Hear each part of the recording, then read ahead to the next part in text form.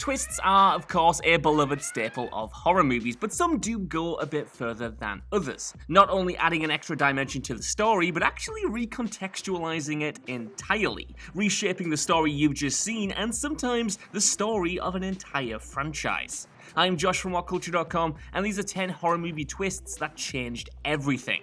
Number 10. The Sawyers are controlled by a cult. The Texas Chainsaw Massacre: The Next Generation. The Texas Chainsaw Massacre: The Next Generation is not only viewed by fans as the worst entry in the franchise, but one of the worst movies ever made, full stop. I personally think that's a little bit harsh, but you can totally see where the assessment comes from when you take into account the absolutely mad twist that the flick ends on.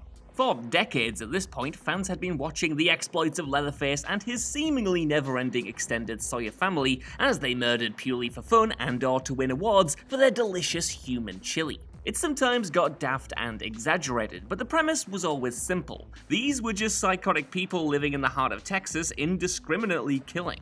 This all changed with the introduction of Rothman though, a government agent who turns up at the Sawyer house in The Next Generation to see how they're getting on with traumatizing their new victims. Though it's kept somewhat mysterious, the implication is that he's part of a shadowy, powerful organization that's been controlling the family and other murderous individuals around the world this entire time, all in the purpose of apparently enabling the victims to reach some kind of spiritual revelation. That's mad, right? This all comes out of nowhere, and the fact that everyone's favorite cannibals were being controlled by a couple of freaky dudes in suits the whole time was understandably not well received. Number 9. Vick is protecting her son, Searching. Searching tells the compelling tale of Margot, a missing high school student, and just what the hell actually happened to her. Throughout the film, we follow her father, David Kim, all from the point of view of various screens as he attempts to track her down. With it being a mystery first and foremost, there are plenty of reveals and red herrings throughout the investigation, but it's one of the very final pieces of the puzzle that completely flips the movie on its head. See, throughout his investigation, David has been helped by the supportive detective Vick, who appears to have her own personal stake in finding Margot.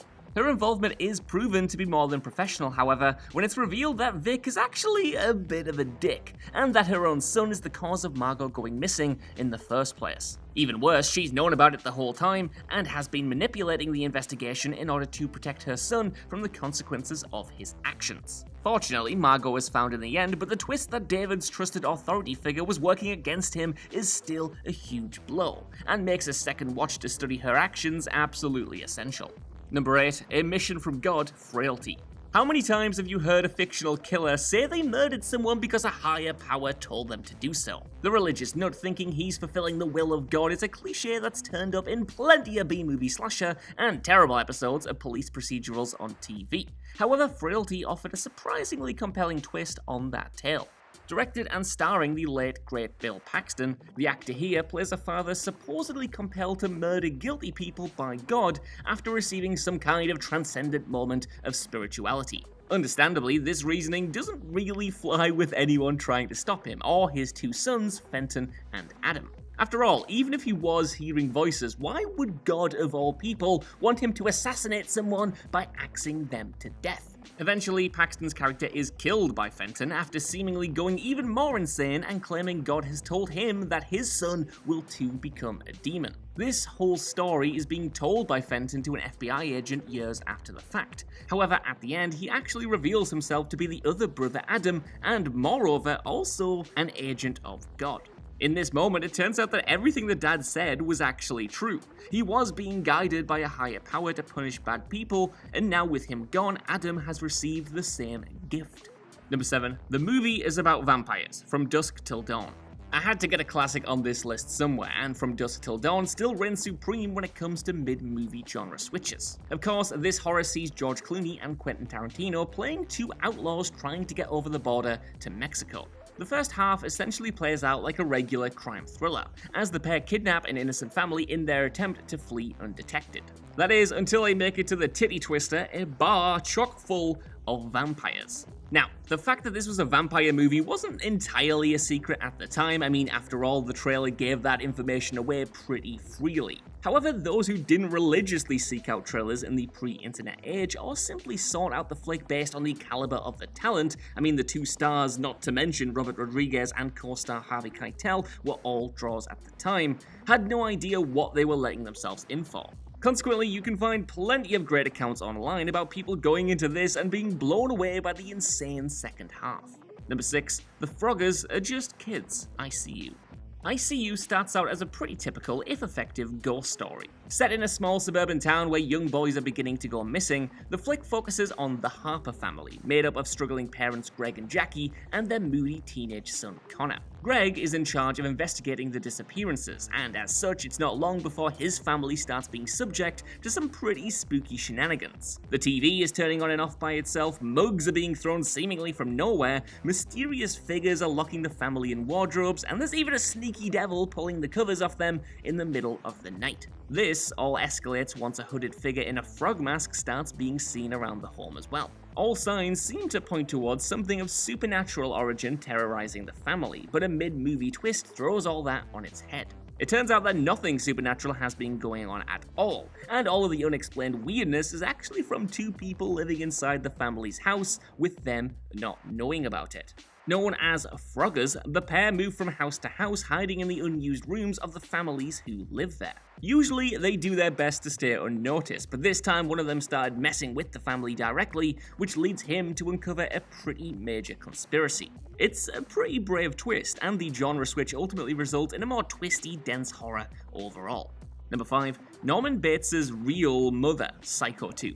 Despite Psycho being a perfect horror movie that ended with its villain Norman Bates being taken in by the authorities, the story actually continued for a couple more movies. 23 years after the original scared audiences silly, Psycho 2 caught up with an older, seemingly rehabilitated Bates who'd put the murderous personality of his mother behind him. All seems to be going well, but Bates worries that he's going to slip back into his psychotic ways as a bunch of strange things start happening in his life. He keeps it mostly together until his colleague, an older woman called Emma, reveals to Norman that she's actually his real mother. The woman who raised him and the corpse he'd kept in the motel, was actually her sister. With Bates already on edge, he doesn't take this revelation lightly. In fact, it causes him to lose control of his mind once more and actually murder Emma. Funnily enough though, Psycho 3 would retcon this parentage twist in its finale 3 years later, clarifying that Emma was lying about being Norman's real mother after kidnapping him as a child and killing his real father. Still, both twists reframe Norman's upbringing in a massive way and make you look at the original movie a little bit differently. Number 4. A movie within a movie, Book of Shadows, Blair Witch 2. Blair Witch 2 is another bad movie on this list, but it was certainly ambitious. Rather than simply repeating the formula that took the world by storm in the original Blair Witch Project, the sequel shifted gears entirely with some ridiculous revelations. First, Book of Shadows reveals that in this universe, the Blair Witch Project was just a successful movie. Like in real life, it made a lot of money and became a phenomenon, and as such the characters in this sequel are actually fans of the film who become obsessed with the idea of the Blair Witch and set themselves out into the woods to see whether or not there was any truth to the story. It's not shot in the same found footage style either, further distancing itself from the fiction of the original movie. Now, this was certainly an ambitious way to recontextualize the franchise, but the sequel was an infamous dud, and thankfully Blair Witch would ignore it completely when it briefly revived the series in 2016. Number 3. The Doll Isn't Possessed, The Boy.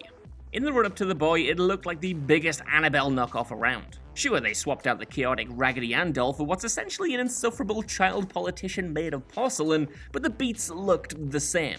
A haunted doll mysteriously turns up on a family's doorstep, starts sneaking around the house on its own, and will eventually attempt to murder one or all of its new owners. And for the majority of the runtime, that's the exact film audiences got. The doll is possessed by the spirit of a dead kid called Brahms, who's out to terrorize the family. That's pretty much all there is. It wasn't bad, there were a few scares to be found, but nothing that made The Boy all that remarkable. That is, until the final reveal turned everything you thought you knew on its head. That's because it turns out the doll wasn't possessed at all, and the real Brahms had survived his supposed demise and had been living in the walls of the house for years. It was him sneaking around the house that made it look like the doll was acting on its own, but really, it was just one twisted dude. Well, that was until the sequel had its own say on the mythology, but that's for an entirely different video.